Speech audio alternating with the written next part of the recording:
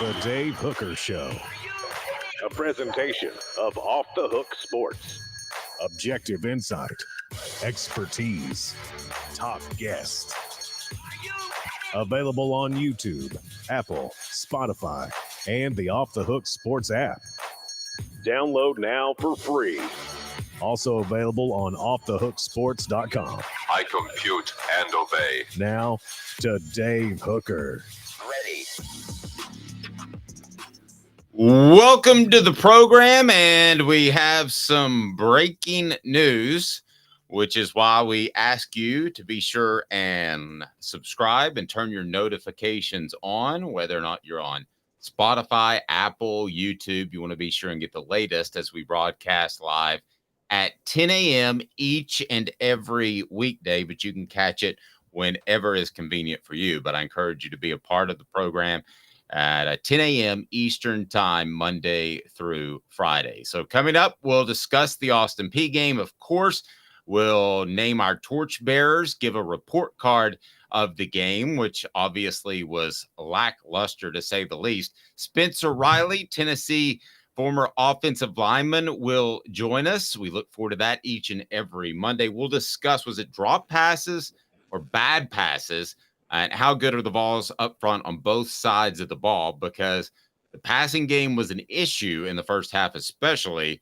But otherwise, if you break it down piece by piece, Tennessee played pretty well. We'll have SEC power rankings, also college football week 2 takeaways. Yes, we will discuss Alabama. Before we get to the breaking news, Caleb Calhoun, how are you, sir?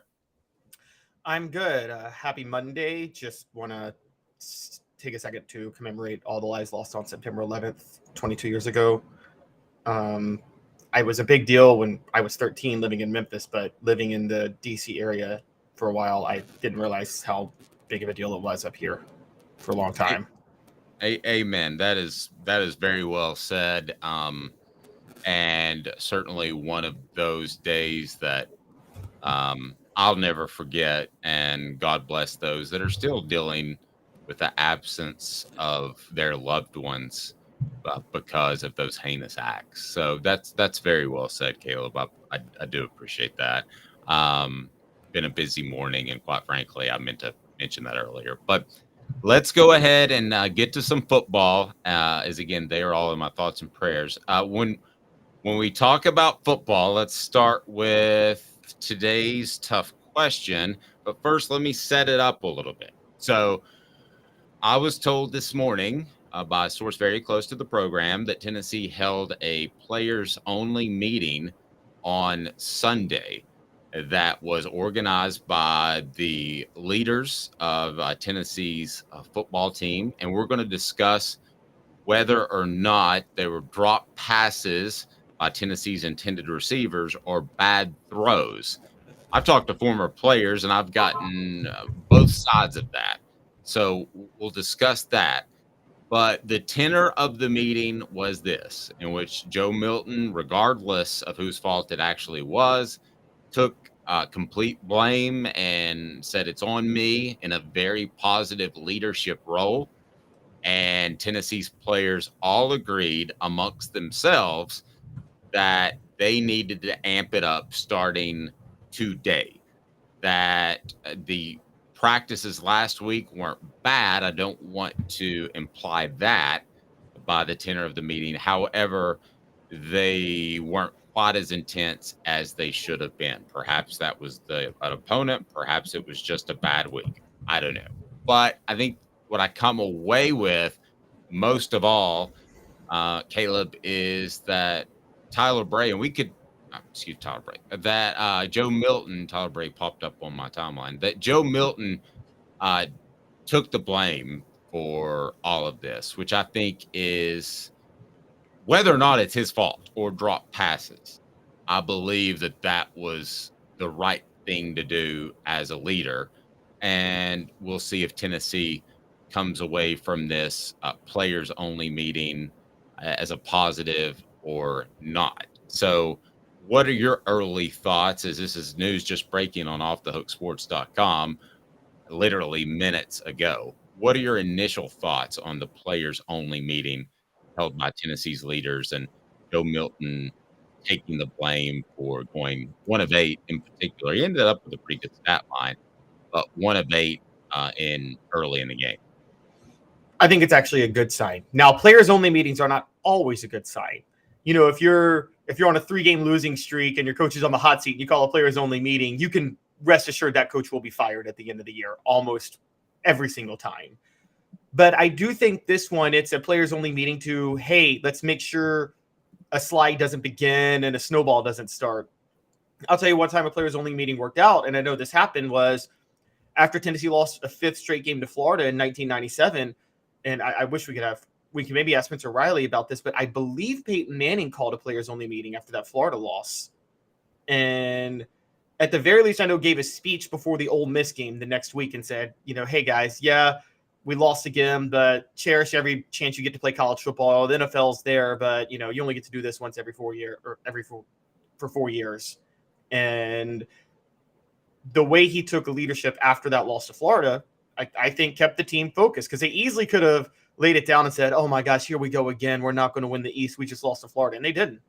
And, you know, they played their butts off at Ole Miss, Georgia, Alabama. Jamal Lewis emerged. We know what happened in 97. So I think I think a players only meeting can be done right. I do think this is a good sign that they did hold the players only meeting, because again, it's not like they're 0-2 or 1-1 or 4-5 or 3-6. They're 2-0. They just had a really, really, really hideous win. And they need to maybe refocus their confidence a little bit. Nope. I think it all depends on leadership. I think that this team's leadership is going to be tested. Every team's leadership is going to be tested at some point during the season. I'm going to give you an example of a bad players-only meeting, and it seemed like Tennessee's basketball team under Jerry Green had a players-only meeting about every other week, and it never got anywhere. But I would say that the leadership for this particular team is still in question. Last year it was really, really good. Do I think that it's going to be good? Yes, I do think that it's going to be good this year, and this will be a positive thing if you ask me that question. So I believe that this will be a positive for Tennessee.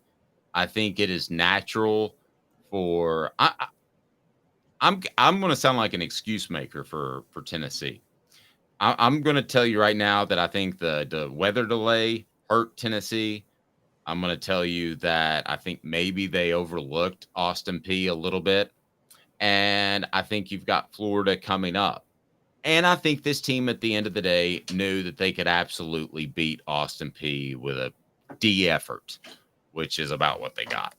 So I thought across the board, if you really look at it outside of those dropped or inaccurate passes, whatever you want to call them, that Tennessee played really well defensively. Tennessee ran the ball well. So it was an ugly win, but at the end of the day, it was a win.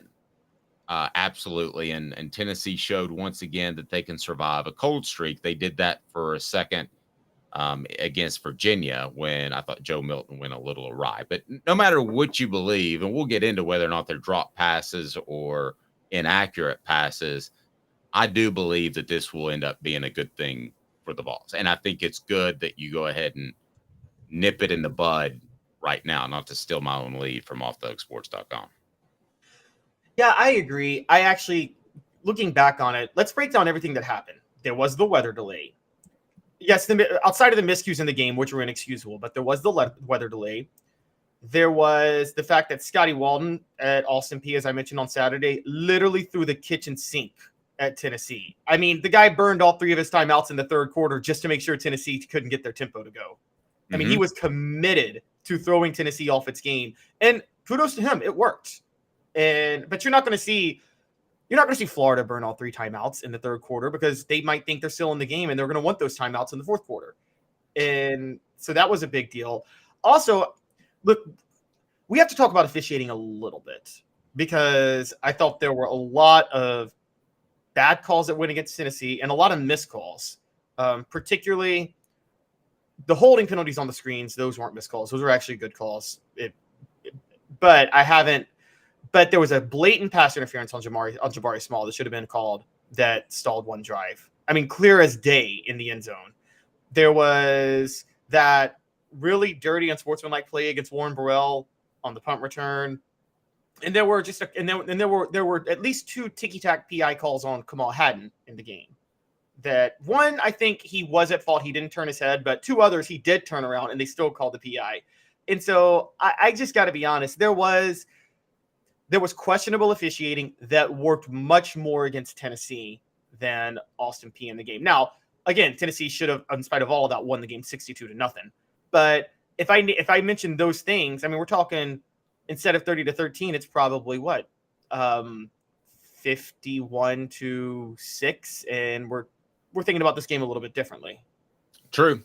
Today's tough question brought to you by Andy Mason, AndyMasonRealEstate.com. We're going to address this players only meeting right now, and AndyMasonRealEstate.com needs to be your home for real estate needs in Knoxville. Over 40 years of experience in his office. AndyMasonRealEstate.com. He's my realtor. He should be yours. Today's tough question. Take a side. Take a stand. The Dave Hooker Show, a presentation of OffTheHookSports.com.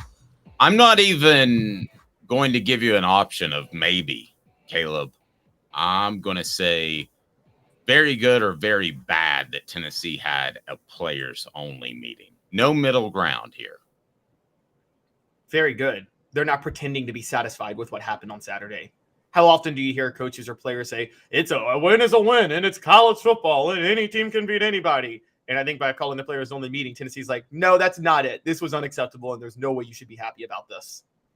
No, I agree. I think it's a good thing. And listen, I'm the guy who rolled my eyes on those Jerry Green teams that had players-only meetings. Well, they always had players-only meetings after losses. So to say that 30-13, which still is a significant margin of victory, is not good enough, I think is a positive sign. Now, if we're talking about another players-only meeting here in 3 weeks, Caleb, there's a problem. But I don't foresee that being the case as I try to forecast forward. Yeah, I don't think so either. This isn't like, and player and everybody on the message board will love this reference, but remember 2016 Tennessee that started the year in the top 10, and they kept playing with fire and winning ugly against the worst teams. They needed overtime to beat Appalachian State. They looked bad against Ohio. That battle at Bristol game against Virginia Tech, they fell behind 14-0. And it did come back to finally bite them when they had a 3-game losing streak in the middle of the season. And then that's when Butch Jones's whole tenure unraveled. It doesn't feel like that with this one. It feels like it was one bad outing. They still won 30-13, and they're not happy with it. And I think not being happy with it is something you should be happy about if you're following Tennessee. Yeah, I think the team meeting, had this been a Butch Jones coach team, would be, hey, good job, guys. Overcame some really bad coaching against Austin Peay. How about that? Let's go ahead and get to the report card and our torchbearers of the week, as that is online right now, and you can check it out on offthehooksports.com if you would like to read that. So let's start with the quarterback, who you have at a D-. I thought Joe Milton was inaccurate and is 1 of 8. However, I spoke to Spencer Riley and Fred White over the weekend. That Sunday show with Fred, brought to you by our friends at Herald Group Security Solutions. And he thought they were drop passes. So I think you and I thought they were more on the quarterback because he throws hard, and they weren't perfect passes. We would all agree with that. But he put it, Fred and Spencer said they saw a lot of drop passes. And Fred in particular said that if it hits your hands, you got to make the play. That is the old saying, and I get that, which probably brought me a little bit closer to center. But if I ask you, is it 80% the receiver's fault or 80% Joe Milton's fault on the 1 for 8? What would you say? I'll go more the receiver. If I have to do 80 or 80, it's 80% the receivers. And the reason I go more receivers is I don't think Joe Milton, we all know what he can't do, and accuracy is just not his strong suit. The way you overcome that is you have these 5-star receivers all over the field that are supposed to be elite that can catch the ball as long as it's within their vicinity. But they didn't do that on Saturday. I mean, none of the passes were exactly on target, but again, unless you're having Peyton Manning throw you the ball or an NFL quarterback, which between me and you, I don't think Joe Milton is an NFL quarterback. if you're a 5-star receiver, if you're an NFL receiver, you got to make those catches. I'm going to come back to the middle. I thought that the passes were off, but listen, I know that Fred White's played a lot more football than I have, which is not saying a lot, but I'm going to go with his call on that Sunday show with Fred. I think that Joe Milton has to take a little heat off of it and throw the ball with his fingers. I think that's troubling. We talked to David Cutcliffe about that at SEC Media Days, and he has to put a little bit more touch, even on the balls that he likes to heat in there, because that's to me, they were tough catches that they were dropped. You had the running backs at a C+, that's a little harsh, and you had the wide receivers at an F. I can't argue with that. Tight end was the reason I had running backs at C+ guys is they should have run for what they ran for, and Jabari Small did drop an easy screen pass that would have been a 60-yard touchdown. That's fair. No, he did. And that would have been a really nice call. Or was a really nice call. Tight end gets a C. Offensive line gets a C-. You had the defensive line at a D+ and the linebackers at a B+. I thought as a whole, the front seven played good. So I would say you're a little harsh on those guys, in my opinion. Can you talk about the grades? Well, so the defensive line, again, that's one of those where they should have gotten the advantage. They were playing Austin Peay. I mean, whenever a game like this happens, the biggest advantage is in the trenches. And let me clarify one thing. So all of yours are graded somewhat on a curve because it's Austin Peay. In other words, if this is Alabama and the same thing happens, the grades are different. Right. Exactly. By the way, we'll talk about Alabama. Go ahead. Austin Peay controlled the clock in the fourth quarter. There's no way the defensive line should have let that happen. And honestly, in many ways, they started it. It happened from the start. I mean, don't forget that fourth down play on the first drive. The defensive line let Mike DeLiello run for almost a touchdown because he got through the hole. I mean, that shouldn't happen in a game like this. So there were too many times they let Austin Peay stay on the field. I know that, look, if for everybody who covers Tennessee, we know time of possession. Josh Heupel cares nothing for time of possession. But the defense does need to get off the field, though. And they didn't do that much against Austin Peay in this game. So you had the secondary to C-, kicking game A-, return game on a C-. Let's look at the torchbearers for the Vols. We give out awards for those that played at their absolute best against Austin Peay. And yes, there were some. Caleb's going to have to eat some crow at number 1.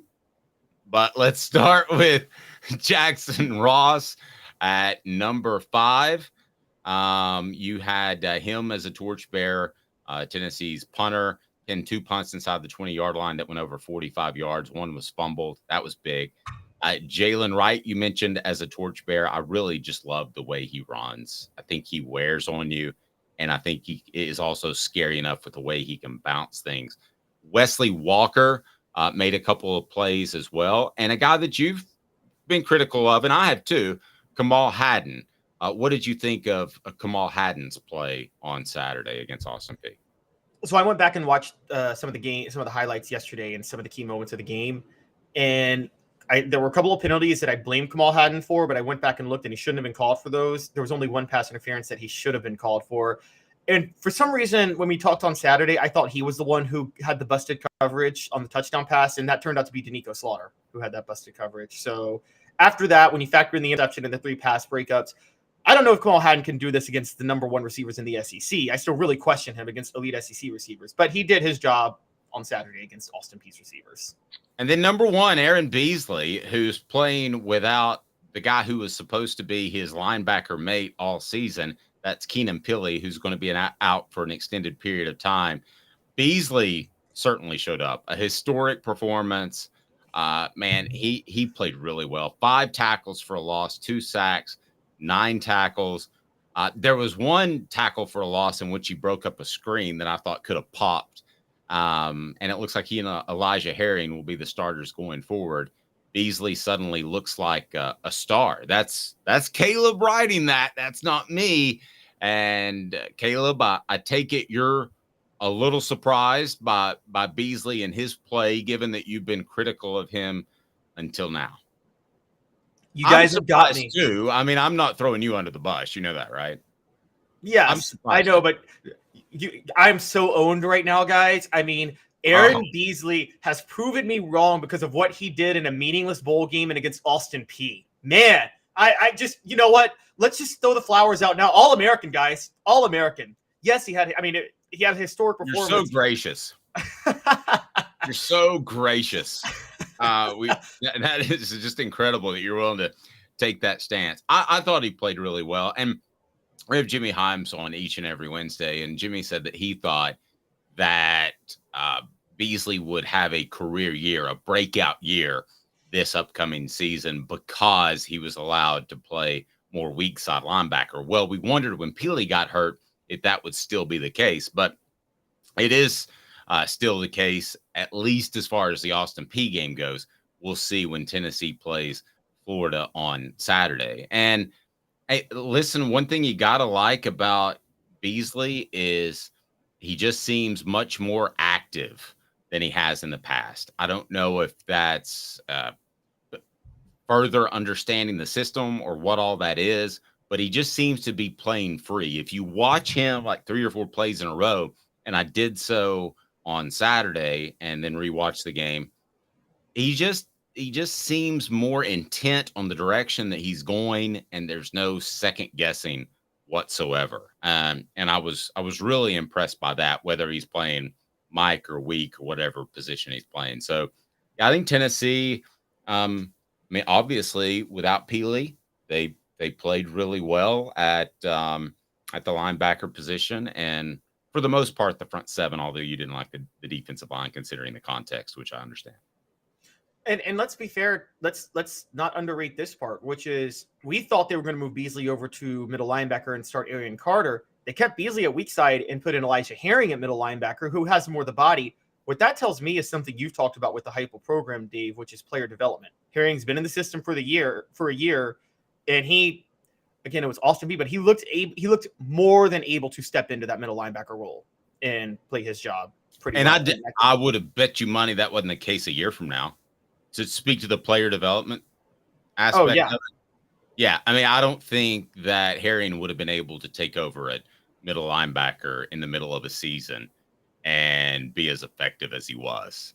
And I think that they would have had to shift stuff around. And I will credit Tennessee's coaching staff for not panicking and shifting Beasley back to the middle. We thought it would be Arian Carter at outside, and that's what they would do, but they didn't. They kind of stuck to their guns and made sure that Beasley was a playmaker on the weak side. So kudos to them. Hit the like and subscribe button. Turn your notifications on if you haven't to this point. In 2 minutes, we will visit with Spencer Riley and get his thoughts on Tennessee's defensive and offensive front, as well as were those drop passes or bad passes. 2 minutes.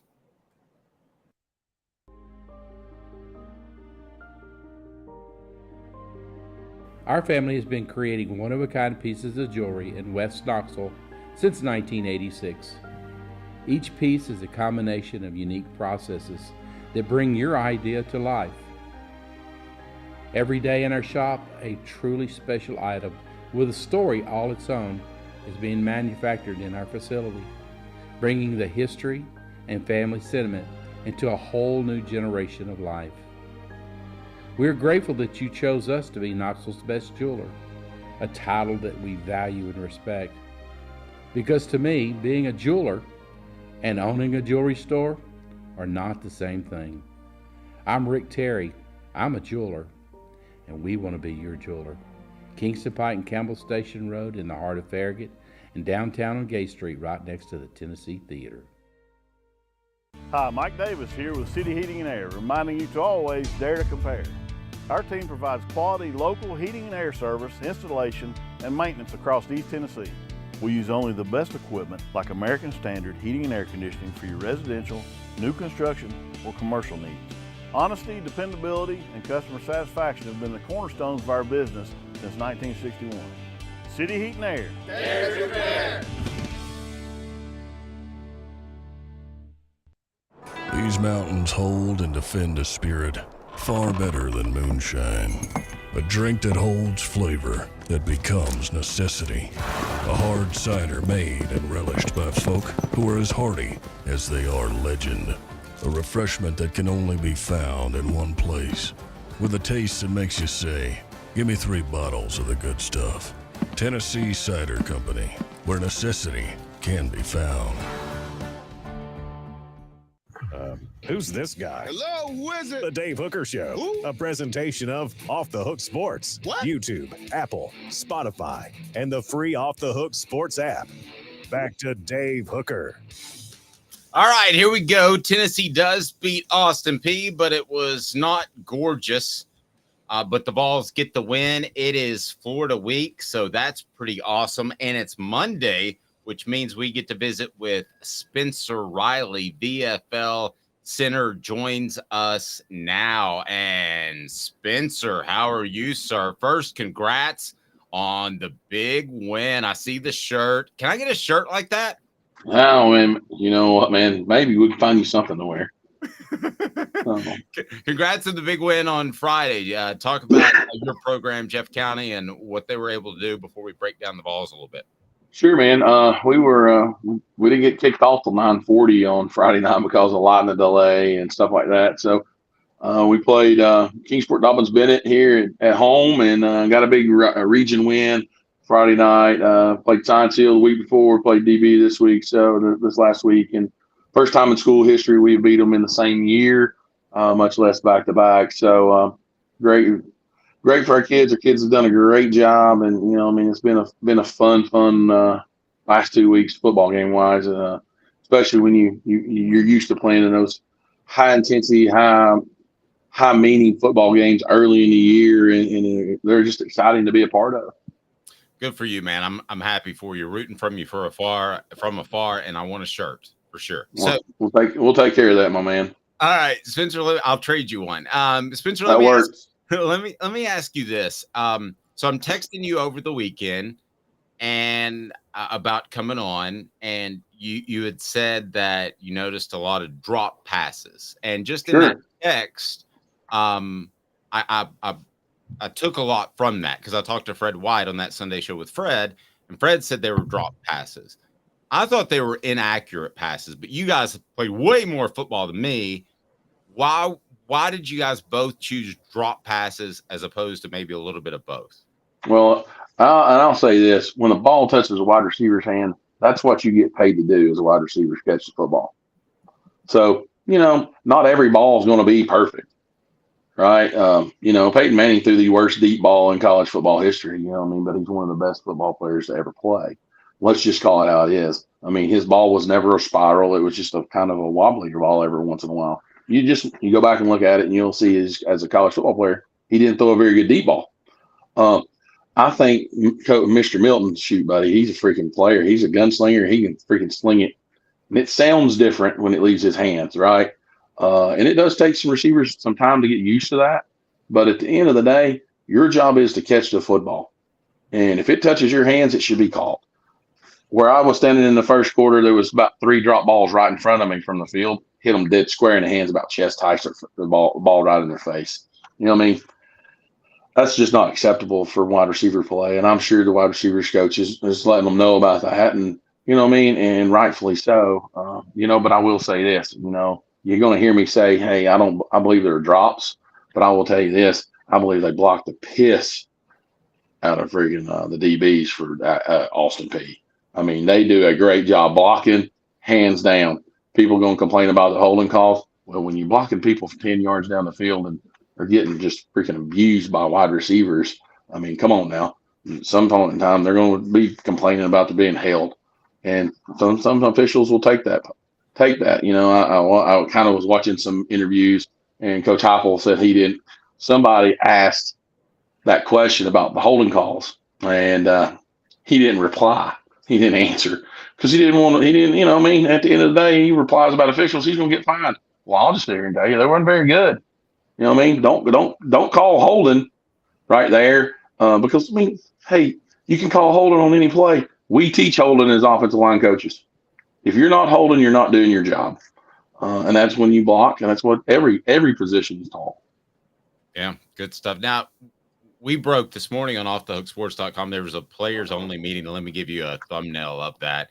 And that basically Joe Milton said, I'll take all the blame.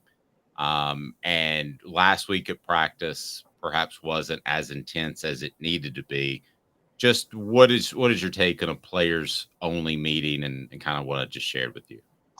I mean, I think Joe Milton's a great leader, but I think more importantly, he's a great teammate. You know what I mean? That's why he's going to be successful. I mean, come on, guys. In 1998, we weren't very good in the first 3 football games. We won close football games. We didn't, and we didn't beat opponents like we should have beat them. But I'll tell you one thing that this team and we did in '98, they got great defense. Let's just be honest with you. Defense will take you a long ways. And I sit here to tell you from experience right now with our football club, we're not great on offense. We run the football really well. We don't throw it necessarily as great as I want to. We have drops, but the one thing is defense will keep you in the football game, and you end up winning the ball game comfortably, right? You didn't win it the way you're supposed to, but you won it comfortably. And you would like to get some more kids in playing in ball games like that and get some more game experience and stuff like that. I understand that 100%, but at the end of the day, it's a win. Ugly, pretty, 101, 100 to 1, it don't matter. It's a win. And, Tennessee fans, let's just call it how it is. I've been a part of this, and I think we have the greatest fan base in the world, but sometimes I think we have some unrealistic expectations of what we expect out of 18 to 22-year-old kids. Let's just call it how it is. And this is coming from a former player and a football coach, dealing with it on a daily basis, what the expectations are for college athletes and high school athletes. Spencer, talking about whether or not, the whole whether is it quarterback or receivers, you mentioned the 98 team, and you guys, you're right. I remember when y'all really turned it on. It seemed like the second half of the Georgia game was when you guys really found your rhythm and just never looked back after that. Leading up to that, I remember T. Martin struggling a lot, but was that more a T. Martin thing, or were we missing, he and receivers just weren't on the same page and there were just some things that we didn't really catch that we as viewers? Well, I mean, I'll just say, tell you, he never started a football game or played much in any football game until 1998. You know what I mean? It's called experience. At the end of the day, experience is the best thing for success. Is when you have experience of seeing those live bullets a day in and day out on the field in front of 102,000 people. I mean, guys, it was a great atmosphere on Saturday, and it was loud. But come on now, the experience of Joe Milton is the more he plays, the better he's going to get. You know what I mean? And I believe that. I'm a fan. He's not done anything to tell me he's not the guy. Yep. And Fred pointed out in that Sunday show with Fred, 0 turnovers in 2 games. So while you may have an inaccurate pass, and we could debate that, as long as you're not turning the ball over, you're not putting your team in a tough predicament. No, I know that. I know we had 1 turnover as a fumble by a wide receiver, I do believe, trying to gain extra yards. Right. Hey, I don't fault trying to get extra yards. You know what I mean? But you preach ball security. And they're doing a good job with that, man. Joe Milton's not turned the football over. And that's all you can ask for out of your quarterback position. Is don't turn it over. Don't put the ball in harm's way. It's us or nobody. And that's the way we look at it as coaches. You know what I mean? And, I have a hard time blaming Joe Milton for some of those balls that are not called, for sure. Very fair. And I was talking about Milton hadn't had a turnover to this point, which I think is pretty darn impressive, kind of carrying the tradition that Hendon Hooker did last year, which is phenomenal, the amount of touchdown passes this offense can produce without interceptions. Let's switch to the trenches, which you know well. Tennessee played its second game without Cooper Mays. They're hoping that he can make it back for the Florida game. I've been told that's very questionable. But if they have to go without Coop, what do you think of Ollie Lane to this point? I think he's been solid. Yeah, I know he gave up a sack Saturday, but hey, man, you play enough snaps in the SEC, you're gonna give up a sack, right? Play enough football, you're gonna give up a sack. It's just gonna happen. You know what I mean? Because you're on an island. Sometimes you're gonna be on an island, and you like to win every one of those, and that's your goal, and that's our goal as offensive linemen is to win all the one-on-ones. But at times, that just doesn't happen. He's played. I don't know how many snaps he's truly played at Tennessee. You know what I mean? But I know I think I don't know how many starts he's had either, but he's played enough to know. But I think it's his first time really playing center, I do believe, Dave. And so, I mean, hey, you're fighting a 300-pound man with one hand between your leg. You know what I mean? Before you get the snap off, and you get your other hand on him, you're playing. You're not in a very good position at that point in time. So you're trying to battle to get back in that great position that you can be in to start the street fight. Spencer, who else and it's, you take Austin Peay with a grain of salt, but and we've talked a lot at length about Ollie Lane's play.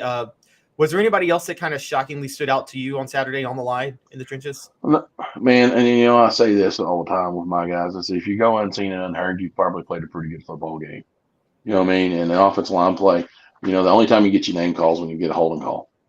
You give up a sack. Let's call it how it is. If you don't hear their name, they've played pretty good. You know what I mean? I thought we ran the football really well as a group, you know what I mean, as an offense Saturday. You know what I mean?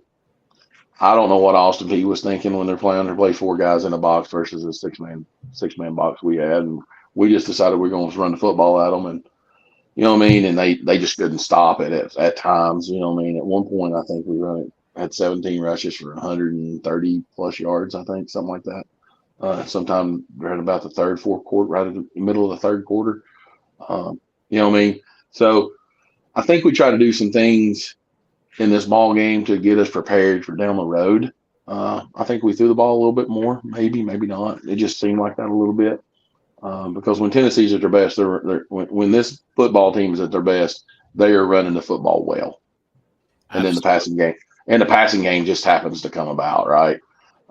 And I still don't know if we truly took a shot down the field throughout the ball game, a truly deep ball shot. I know we threw a bunch of receiver hit screens and stuff like that, and we got called for some holdings and some PIs on that, which I take with a grain of salt.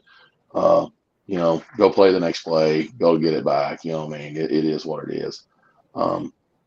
That's an effort play to me. You know what I mean? Holding, you're busting your butt and you get called for holding. It is what it is. You can't have the stupid penalties, the unnecessary penalties, the personal fouls, things of that nature, which we are not having at this point in time in the year. You know what I mean? Late hits, things of that nature to keep you on the field as a defense or back you up as an offense there. But in the trenches, I think we're just a solid group. They work hard. I don't see any big superstars at this particular time. Now, look, man, I don't pay attention to draft stock. I don't pay attention to all that stuff. I don't care who the 5-star guy is. As a group, as 5 guys playing as one, I think they're doing a really good job at this point in time in the year. Wow, Spencer, bringing knowledge. Spencer Riley, former Tennessee center, his brought to you in part by our friends at Apex Apparel Group. Design, brand, market your way. Unique products to promote your business with unparalleled customer service. Go to apexapparelgroup.com, apexapparelgroup.com. You'll be glad that you did. And Spencer, I'm curious what you think of this defensive front, because last year I thought they manufactured pressure with a lot of twists and stunts and blitzes, and they're still doing that. But through player development and some astute recruiting, they're better now, which is pretty talented. Yeah, pretty talented. Pretty talented. Sometimes it comes down to Jimmy's and Joe's guys. You know what I mean? We got some pretty good Jimmys right now. You know what I mean? That are pretty talented, pretty athletic. You know what I mean? I think I seen a stat that we had 12 tackles for loss Saturday at one point in time during the ball game. Come on now. When you're front seven, that's pretty talented. You know what I mean? Anytime you get somebody behind the sticks, you know what I mean, and do those and make them be behind the chains and make them trying to press a little bit more than what they want. And, our defensive line, they're just pretty talented, man. I mean, I watched one of them play the defensive end Pierce. I think it's a Pierce. I think it's his name, the 27. He freaking takes the left tackle and he dumps him right in the quarterback's lap for a sack. The offensive tackle, left tackle, is the one who gets credit for the sack because he's in his legs. I thought that was one of the most impressive things I've seen in a long time from a defensive lineman at Tennessee. Man, they're just playing hard and playing fast, and they show up in a bad mood when they get there. I want to jump in here real quick because Caleb, I know you're about to ask something, but you mentioned Pierce. Fred White, doesn't speak in hyperbole, and he said that his ceiling is Leonard Little. 100%. Wow. I would agree with that statement. Wow. He's a thin, long, athletic kid. That's who he reminds me of. Wow. That's so strong that both of you guys didn't even hesitate. Sorry, Caleb. Go ahead. I just had to get that in there. Wow. Oh, that's fine. It's if two people say that played with Leonard Little, that's pretty impressive. Spencer, what do you think of?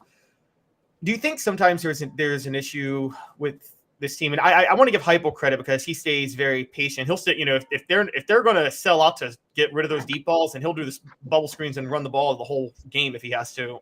And yeah.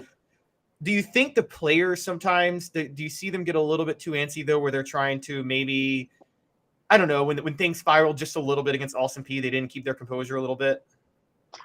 I mean, when you're going so fast, you think the first 3 and out probably took 20 seconds of game time. That's true. You know what I mean? I mean, come on now. You're like, we went on the field 20 seconds. We're already on the sideline. Come on now, guys. We got to be better than that. And I can see how that gets frustrating, as an offense, especially with the big guys, you know what I mean? I can see that, especially when you had so many drops there. You had a drop on the first drive, probably to extend the drive.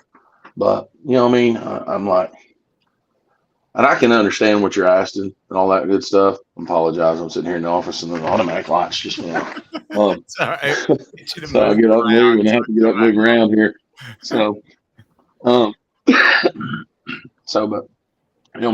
get it. And I get what your question was there, Caleb. It's at the end of the day, you got to just play, and the game will eventually come to you because your defense is keeping you in the ball game. Let's just be honest. Our defense is going to keep us in the ball game through the whole year, and I'm just telling you that right now. Great group of guys. I think you're right, and it's interesting to watch this team evolve from last year. That was, again, they ran the football just like you said, and it's a misnomer to say that's just a throwing football team, but it even feels like more of a running football team this year, and a team that has a very vertical defense. So, yeah. This is a different team last year, and people need to understand that, right, Spencer? Because they think that it's just 1 year to 1 year is the same group, and it's not. Yeah, it's not. This group have spent some time around the offensive staff and been around Coach Gardner long enough and just watch them practice. They're very aggressive on the defensive side of the ball. When your corner is blowing up the screen before he's almost picked off the wide receiver screen before it's even there. Come on now. We're at some point in time, we're going to get beat on the hitching out. Okay, but we're playing aggressive. It is what it is, right? We're going to take our chances, and we're going to play behind the stick. Number 5, the corner, he gets the PI call, right off the bat in the ball game in the first quarter. He comes back and makes 3 negative yard tackles on a screen play and then breaks up a deep ball. Come on, man. That's what he gets paid to do. That's what they do at corners. You're out there on an island. You're going to get exposed sometimes, and sometimes you're going to make some plays. I think he's a pretty good player, man. Just watching, I think our secondary is so much more improved athletically than we have been in years past. And but again, defensive line is where you create your pressure and makes a great pass rush is a great coverage guy. Helps out your coverage for sure. Great stuff. Spencer, you are the man. You've got the Hamlin tour the next couple of weeks. Morristown, Hamlin, East and West. We're rooting for you, my man. And I can't tell you how much this means for you to join us on Mondays. Thank you. Man, no problem. I enjoy it. I appreciate you. Thanks for having me. I just learned so much from Spencer. Thank you, Spencer. You're welcome, man. You may not like what I got to say sometimes, but I'll tell you the truth. I know. I that was great stuff. Thank you, man. Have a great day. Hey, man, y'all have a great day. Talk to you later. Go Vols. So that's 2 people that were on the 1998 championship team that say they were dropped. So for me to sit here and say they were inaccurate passes, and I know Travis is thinking, yeah, that's right, Dave. It's fair for me to rethink that. So I think the ball is coming in hard. I think it's tough to catch when it's not on target, but I'll alter my thinking. I can be adjustable when 2 guys that know more about football than I do both agree that it was more about drops than it was inaccurate passes. Yeah, that I mean, I'm one of those, and I think Dave, you and I are both similar in this. We have our takes and we stand strong on our takes and our picks and things like that. But in terms of the actual subtle nuances in the game, we'll defer to football players in that moment. Like, I'll defer. I think we both know when to defer to former players and when not to. And yes, yeah, absolutely. So yeah, there's not going to be a lot of deferring to Arian Foster. In other words, I think is what you're saying. Yes, and then and then there's also odd takes. He does. But then there's also moments where, like, I'm not going to defer to any player when I make a prediction. Like, I'm sorry if I see Alabama or anybody play a certain way, I'm not going to defer to former players on why I think this is going to happen. I might defer to you to get information on why did this happen or this happen, but I'm not going to defer to them on who I'm picking. I thought that was absolutely great stuff. And man, Spencer will join us each and every Monday. On Tuesday, it'll be John Adams. Wednesday, it'll be Jimmy Himes. Thursday, Josh Ward. And of course, Friday, it's a football Friday with Fred. And you guys like Fred. Man, ton of views for him. Spencer's appearance brought to you in part by our friends at Zen Sports. Zen Sports is the new sports book in Tennessee, revolutionizing the way you earn sports betting rewards. That means no more deposit bonuses that turn into deposit nightmares. On Zen Sports, what you see is what you get. And with their cash rewards program, you get a lot of cash. For a welcome bonus, earn an unlimited 5% cash back on your betting volume for your first 15 days when you sign up with the promo code HOOKED. I'm encouraging you to please go to the site, sign up with the promo code HOOKED. If you are using another app, don't use this one. Use the promo code HOOKED because you can earn off of your betting with up to 3% cash back on your betting volume every month after that, and refer friends to earn a percentage of their betting volume as cash rewards too. Zen Sports bringing the cash back to Tennessee. So if you bet big on sports, you want to be betting on Zen Sports. Zen Sports betting just got better. And by the way, gambling problem, call 1-800-889-9789. Must be 21 and over and in Tennessee to bet. So coming up, we're going to have SEC power rankings, talk some Crimson Tide. And before we do that, though, Tennessee opens as a touchdown plus favorite against Florida, we're just hearing. So what do you make of that number early? I was shocked. It's 8.5 points. I thought that seems like the line that it would have been before last week. Vegas didn't really react at all to what happened with Tennessee and Austin Peay on Saturday, which I think should be somewhat encouraging for Tennessee fans. Look, guys, these sports books, they have details that we can't even imagine. I mean, they do legwork that is insane. And so for them to set that 8.5 point line, I got to say that should encourage Tennessee fans. I think we also forgot, Florida didn't look, yes, they played McNeese State. They looked better against their FCS foe than Tennessee did against theirs, but they didn't look that great. They're still the Utah game. And then you talk matchups, Dave. We'll talk about this as the week goes on, but Florida's got a statue at quarterback. And if there's one thing Tennessee's got, it's a pass rush. And so. Okay, so here's the other thing to remember this. Of those 7 incomplete passes, the 1 of 8, if 3 are caught, be it bad throw, drop, whatever, and I'm leaning towards drop at this point, Caleb. I'm standing corrected. I'm correcting myself because former players believe that so strongly. But if we're talking about catching 3 of those, you're 4 of 8, and your offense is probably cruising along, and you're not having any problems, and Tennessee pulls away. I'm not an excuse maker, but I do think the weather did not help, and the fact that it was a 30-minute delay, not making excuses, but I don't think it helped. So kudos to sorry. Not making excuses, but I think it was a factor. Yeah, I agree. And again, if you're right, if 3 of those plays are converted on, we're probably, and nothing else changes throughout the game, we're coming back talking about, Tennessee played their C game and it was Austin Peay, so we understand why. We're not having the big concerns that we're talking about right now if 3 of those plays are converted on.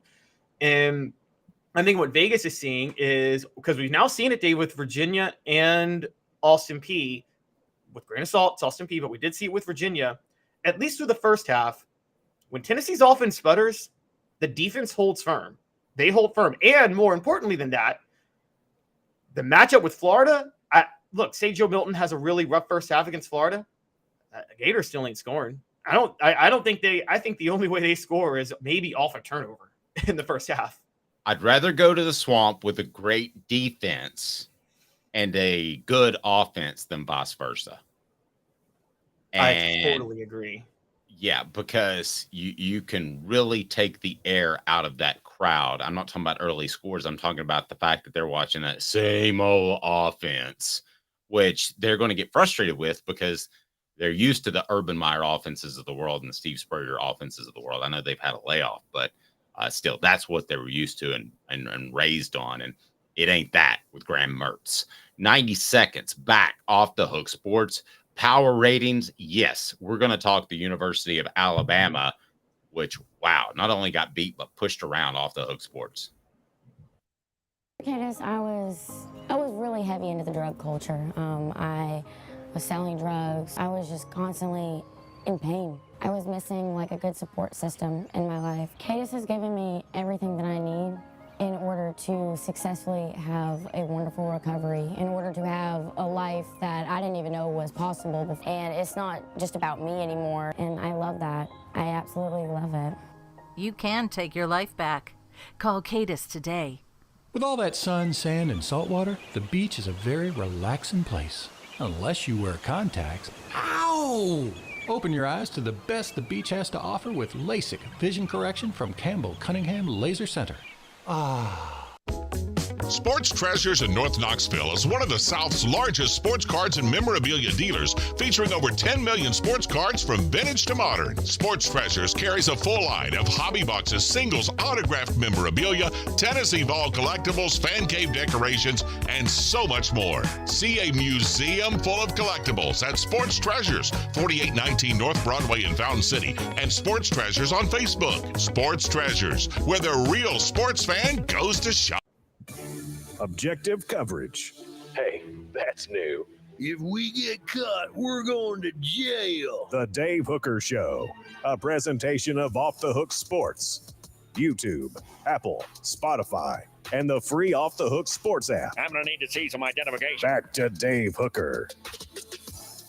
Okay, while Alabama should be very, very concerned in our SEC power rankings, and they should be, I want to give you free stuff. So go to tncidercompany.com. That's tncidercompany.com. And you can use the promo code HAT. That's HAT. And with any order of their fantastic cider, which is available in almost every state in the union, we won't pick out the 2 states it's not. We won't call them out. But you can get that fantastic cider with some free swag by using the promo code HAT. That's tncidercompany.com. Support our sponsors, tncidercompany.com. All right, let's do this right now. Let's take a look at the SEC power rankings, and that leads us to 4 downs, and it's brought to you by our friends at the Hemp House. 4 downs. 4 questions. 4 answers. The Dave Hooker Show. 4 downs. A presentation of OffTheHookSports.com. The premier hemp dispensary online with a wide variety, great selection, and strict standards to ensure that you get the best in quality CBD or Delta products. Go to Hemp House Chat. That's 2 T's, hemphousechat.com. Check them out. You will be glad that you did. Know what you're consuming is absolutely highly tested and safe. So that is hemphousechat.com. 4 downs is now. We just had a center on. We're going to have another one right now. Cooper Mays here. Hit like and subscribe. Thank you. What down is it? Coop here. First down. Oh, yeah. Let's do it. Is the Alabama run over? And if so, how over? May I answer this one first to kind of set it up, Caleb? I usually throw it to you. Sure, go ahead. Okay. I think that the way they got pushed around by Texas, especially late in the game when they could have gotten back in that game and they got pushed around, I think it's over. And by over, I don't want to overreact to one game. I'm reacting to the past season and a half when I think they've looked very vulnerable. So over to me meant last year winning multiple championships, but over means Nick Saban ever winning another championship, just one, which is very different, Caleb. I think it's over. I don't think Nick Saban wins another championship at the University of Alabama. It's not over. Look, Alabama, we knew this was going to be a problem for them going into this year because they had vulnerabilities last year that Bryce Young covered for. And we know that Jalen Milroe is an awful quarterback. Let's just get this out of the way. He's horrible. Okay. And I can't believe anybody believed in him because of what they did to MTSU. So I understand those points. They just had the number one recruiting class in the country in 2023. May have been the best recruiting class of all time this past year. They got the number four recruiting class next year. They're going to reload around the quarterback like they used to be. Nick Saban just missed on some guys on the recruiting trail the last few years at those positions. He's going to get it right. They got another national title in them. And I think that, again, I can't imagine they're going to be stuck with bad quarterback play after this year. There's somebody that's good that's going to hit the transfer portal and want to go to Alabama, realizing how bad that QB room is. Yep. I can roll with that, but Nick Saban's not getting any younger, by the way. And in the SEC power rankings, you have Georgia number 1, you say almost by default, and I can roll with that before we get to second. Now, you still have Alabama number 2, Ole Miss number 3, Auburn number 4. So I find that interesting. I want to go through the rest of the list as we go on, but I know where you stand. I'm going to tell you where I stand. What down, Coop? Cooper Mays here. Second down. Who's the second best team in the SEC? I mean, you obviously have Alabama, and that is after the Texas loss a little surprising to me that you have Alabama at number 2. Do you truly believe they're the second best team in the SEC? If Alabama played any team other than Georgia on a neutral field right now in the SEC, which SEC team would be favored over them? If Alabama played Georgia? No, outside of Georgia. Name an SEC team that would be favored over Alabama on a neutral field. Because I don't think anybody would. Nobody. Yeah, so that's why they're the second best team in the SEC still right now. And by the way, we keep bringing this up. Yes, they looked bad against Texas. We'll talk about this in a segment in a minute, but the SEC in general looked bad. So you could still be the second best team in the SEC right now, given the way the league has looked right now. That's true. You got LSU number 5, Tennessee 6. Why Tennessee at 6 before we get to third down? I think you had to drop Tennessee below LSU just because of how they looked against FCS schools this past weekend. LSU beat Grambling 72-10. Tennessee won 30-13. I had to move Ole Miss up because they beat what I think is the best group of 5 team on the road pretty significantly. Now, Tulane didn't have their quarterback, but Ole Miss still won convincingly. So I think Lane Kiffin actually does have a pretty good team of transfers. And Auburn, again, going out west and beating a Power 5 team when you play a 10:30 game at night, I don't care that it was 14-10. That's still a pretty good win. So I had to knock Tennessee below them. All right. Coop, what down we got? Tennessee center Cooper Mays here. Third down. Is Georgia at number 1 really good or elite? They're just really good. Did you watch them against Ball State on Saturday? They got a bad quarterback and a really bad offensive coordinator. They didn't score that 45, 42 points they scored. Almost more than half of it was off turnovers and special teams. And if you actually watch the offense, they couldn't really move the ball that well.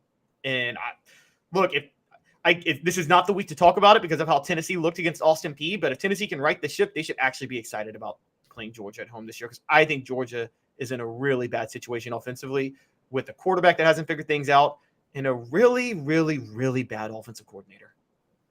Well, with all due respect, you're dead wrong. Because of recruiting, they're still elite. They can overcome an average quarterback. I think they're still elite. I think they play down to their opponent, which will bite them in the rear at some point if Kirby Smart stays there long enough.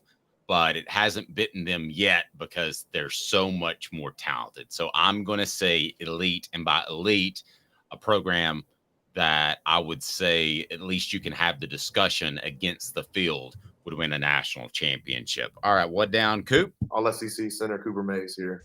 4th down. Just simply your biggest takeaway from the SEC this week. The quarterback play in the SEC is so bad.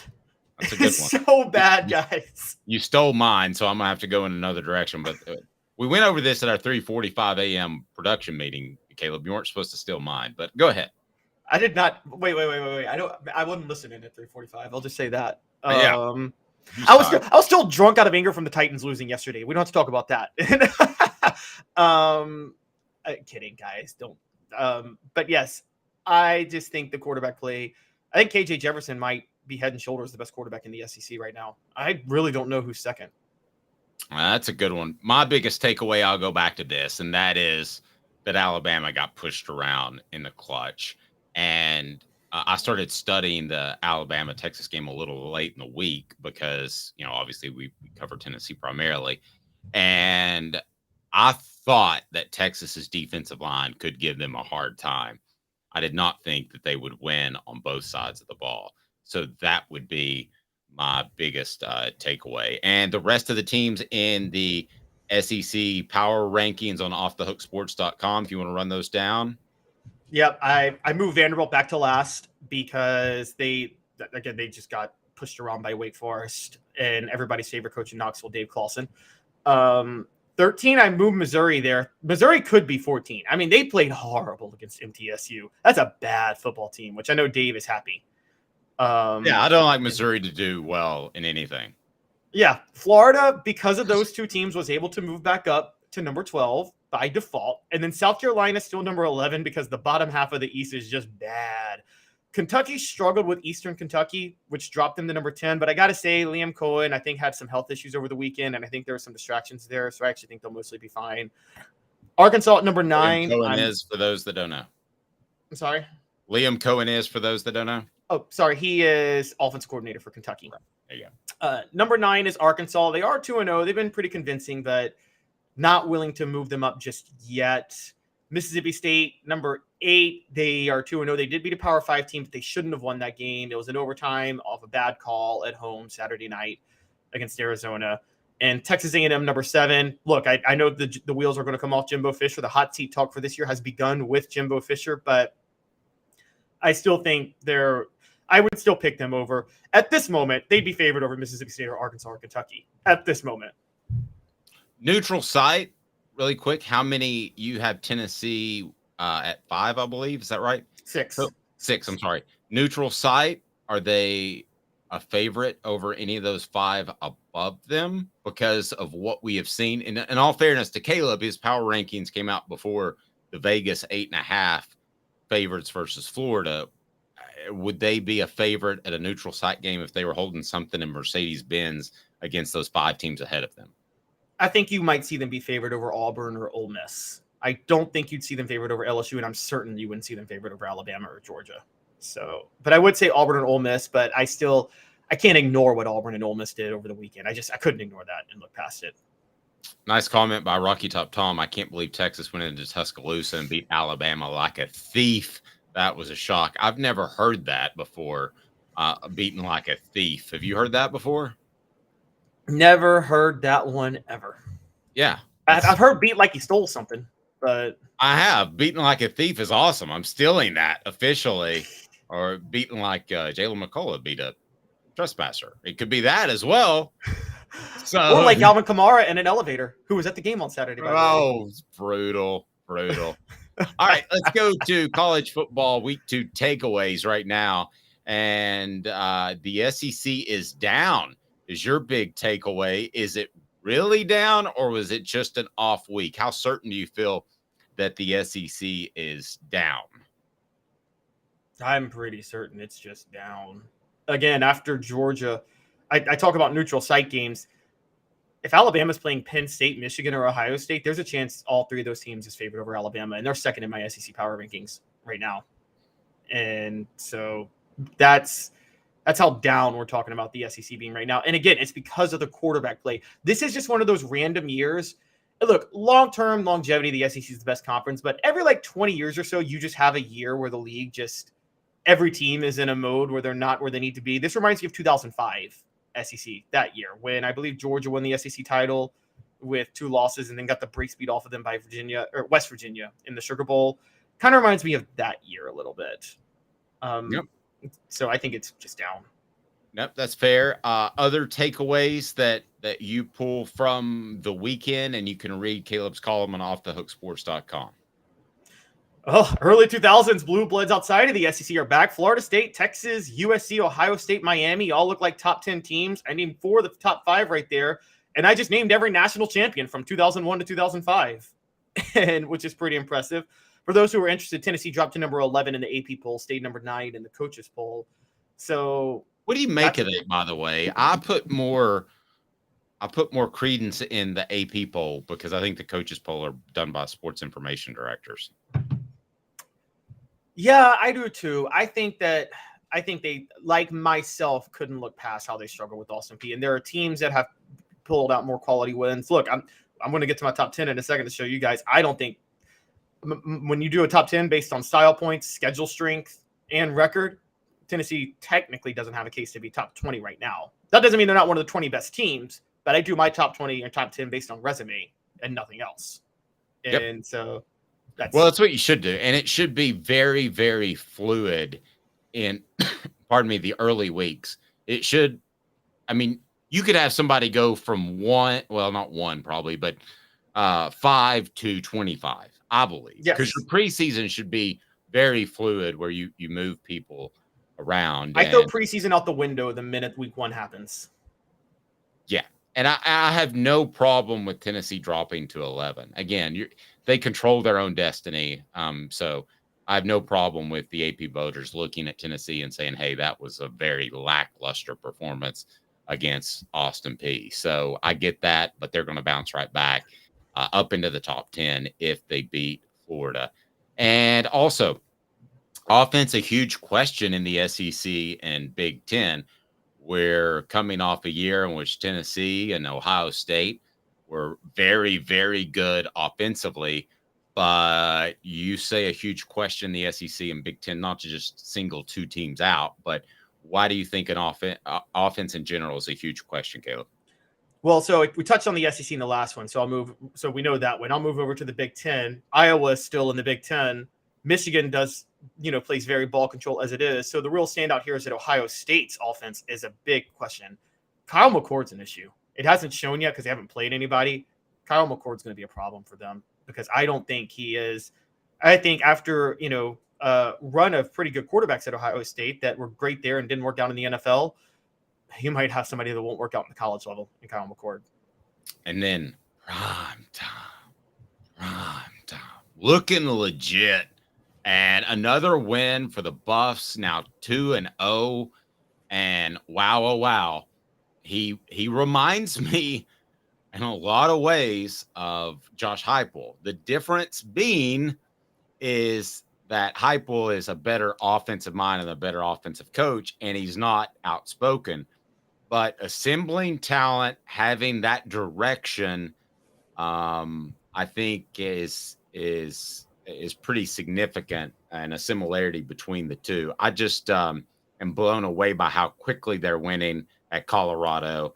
And listen, that they could be a factor headed forward. And you also mentioned in your Heisman race, you have Travis Hunter, number 1, Shedeur Sanders of Colorado, number 2, followed by Caleb Williams, Michael Penix Jr., and Sam Hartman of Notre Dame. So at this point, my vote, I would have to give it to Shedeur Sanders, but nobody wins the Heisman in September. No one does. I'm still going Travis Hunter because he still actually had another 70 yards receiving while playing defensive back over the weekend. This isn't like Charles Woodson in 97 where, they occasionally brought in Charles Woodson on the other side. No, Travis Hunter's playing full-time on both sides of the ball, which I've never seen that before at the college level. And if he does this the whole year, I don't know if he can, but if he does it the whole year and he's this productive, I can't not give him the Heisman. No, I see your argument, but if I had to pick somebody right now, it would be Sanders. And then the top 10 in college football playoff outlook, you've got Texas at number 1, Florida State number 2, Colorado 3, Duke 4. What are you talking about? Auburn 5, Miami 6, Utah 7, Miami 8, Ole Miss. That was an accident. I meant to write Mississippi State. I will correct that. Okay, gotcha. I said Miami twice. Okay, so we'll get that fixed. But you don't have Georgia in the top 10. Is that based off our criteria earlier that ours is fluid and they could make it up there? Yeah, these are guys. These aren't power rankings. These are top 10 is based on your resume. Georgia hadn't beaten anybody yet. And whatever you want to say about the teams I named, they've all beaten Power 5 schools. Colorado has beaten 2 Power 5 schools in back-to-back weeks. Now, you can question Nebraska. You can question TCU, but that's a story for another day. And so Ole Miss hasn't beaten one technically, but Tulane is basically a Power 5 school. Tulane's a more quality win than Virginia is. So I think, right now Georgia has – do I think Georgia is the best team in the country right now? Yes. Do they have the best resume through 2 weeks? No. Who have they beaten? That's fair. How many SEC teams would trade their head coach for Deion Sanders today? That's a great question. So I think Florida is obvious. Florida is like – Florida's already calling Deion as we speak. I mean, I'm going to – listen, if I'm Florida, I'm calling 2 people when this whole Billy Napier thing goes south, and it's going to. I'm calling Lane Kiffin and Deion Sanders. It's only 2 people I'm calling, and one of them's going to say yes. Yeah, I agree. And Lane would say yes. Lane would say yes. I don't know if Deion would with the Florida State ties. But remember Deion resents Florida State for not hiring him. Yeah, well, right. And Deion's also a businessman. So if he thinks there's an opportunity to win at Florida, given that in-state talent base, which he knows so well, he's going to do that. And so you think about it, how many SEC teams would trade their head coach for Deion Sanders? And it's brought to you by our friends at Campbell, Cunningham, Taylor, and Hahn. Look, I have LASIK, no glasses, no contacts. I love it. Local doctors that can address cataract and LASIK procedure. Campbell, Cunningham, Taylor, and Hahn. That is easy to find at ccteyes.com, ccteyes.com. And for your routine examinations, they also have their local locations that can take care of you. So how many teams would trade for Deion Sanders today? Okay, so we got Florida. I think we got Texas A&M. Deion belongs at Texas A&M. That's Dallas area. That would just be, imagine Deion at A&M. That would be great. I think Oklahoma. I think there's some issues with Brent Venables. People were excited after week 1, but that's because he beat Butch Jones. Oh, wait, I was just going SEC teams. Oh, well, they're going to be in the SEC. Yeah, okay, that's fair. Yeah. So Texas wouldn't trade him. Missouri and Vanderbilt, obviously. Ask by Smoky Mountain Red, would Deion jump that quick, and what is his buyout? He had so much leverage that I would be interested to find that out, but I bet it's not much for him to get out of that. Would he jump that quick? Yeah, because his son's eligible for the draft next year, right? I think so. Okay, so he will just take his son with him to Florida if he goes there and just win there. In reality, yeah. I mean, you could. And with NIL money, could Shedeur Sanders say, I'm really enjoying the college experience, so I might stay my full 5 years? When in reality, he's probably worthy of a 3-and-out type of guy based off what I've seen. But, so who else? Let's make it easier. Who wouldn't? Wouldn't? So Tennessee and Georgia wouldn't. They're both very happy with their situation. Agreed. South Carolina wouldn't because they like Shane Beamer, even though I would if I were their athletic director. Okay, South Carolina wouldn't. I don't think Kentucky would because they like Mark Stoops, and they should like Mark Stoops. Mark Stoops has done an amazing job there. I agree. And remember, an athletic director would have to turn the keys over to Deion Sanders. If he says he wants something done, it has to be done tomorrow, not next week. If he wants a facility built or something like that, you're going to have to move quickly. A lot of ADs aren't okay with that. Mizzou would obviously, particularly at Kentucky when they want to be a basketball school. So yeah, that would not work well at Kentucky. So I think Stoops, Beamer, Heupel, Smart, What about Alabama with Nick Saban getting up there? Are they going to force Nick Saban out? Are they really going to say, hey, Nick, thanks, but no thanks? No, but you wonder. What about Ole Miss, Lane Kiffin? Because Lane has tried to get out of there before. Would Ole Miss boosters say, let's go with this Sanders cat? I'm going to say no, because I think Dion would realize he would have the same glass ceiling of NIL money that Lane has currently in Oxford. So I'll say no. Somebody on the message board said LSU. And no, I don't think that LSU would trade Brian Kelly for anybody. So that would be one, not trade. So basically, I think we're at Heupel, Saban, Kelly, Stoops, Beamer, and Smart. Those are the only ones that I think Tennessee wouldn't. I'm sorry, that the SEC teams wouldn't trade for. Auburn, Hugh Freeze. I think Auburn's pretty high on Hugh Freeze. Whatever you think of Hugh Freeze. Yeah. There you go. Hugh Freeze is an amazing coach. Now, I want to clarify something too. I don't think Billy Napier is going to be fired after this year, but I think it's going to go south eventually. Just like I felt Eli Drinkwitz was going to go south this time last year. I think it will go south. So I'm not talking about this year, because Smoky Mountain Red, I mentioned the buyout. Billy Napier is supposedly like $51 million.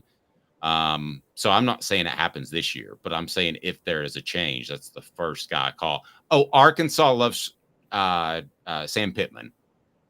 So, and I think Deion Sanders would say there's a glass ceiling like Ole Miss at as far as NIL money at Arkansas. So I wouldn't see him going there. Although if Walmart got really involved there in nearby Bentonville, right next to Fayetteville, let's face it. I mean, they could change Arkansas's football program. They really could. They could throw so much money. The median income in Bentonville, which is just outside of Fayetteville, where Walmart is housed and the corporate offices are, is like $125,000, and you're in the middle of nowhere where everything's cheap. So I don't know if they wanted to throw some NIL money around, maybe there's more than I think, but I haven't seen much of it to this point. That could be Sam Pittman, an old school guy saying, I like to raise people up through the program as opposed to chasing transfers and spending NIL money. I'm not sure. Don't sleep on this with Arkansas.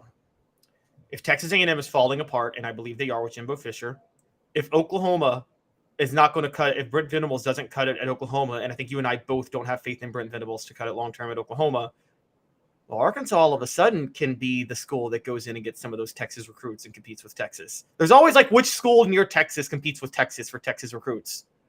Arkansas might be the second biggest player in the state of Texas for those recruits behind the Longhorns in about a year. No doubt. Be sure to hit that like and subscribe button. Do that like immediately and turn your notifications on, whether or not you're on Spotify, YouTube, or wherever you are, because we will have breaking news as we did today with the players meeting held on Sunday after the Austin Peay win. We'll also have breakdown of the SEC in Tennessee. So be sure those notifications are on. Hit like and subscribe. And we want to be sure and thank our friends at Rick Terry Jewelry Design. They want to be your jeweler looking for affordable game day jewelry. How about the fire opals? That is a Tennessee tradition. Go to rickterryjewelry.com, rickterryjewelry.com. He's Caleb Calhoun. I'm Dave Hooker. This has been a presentation of Off the Hook Sports.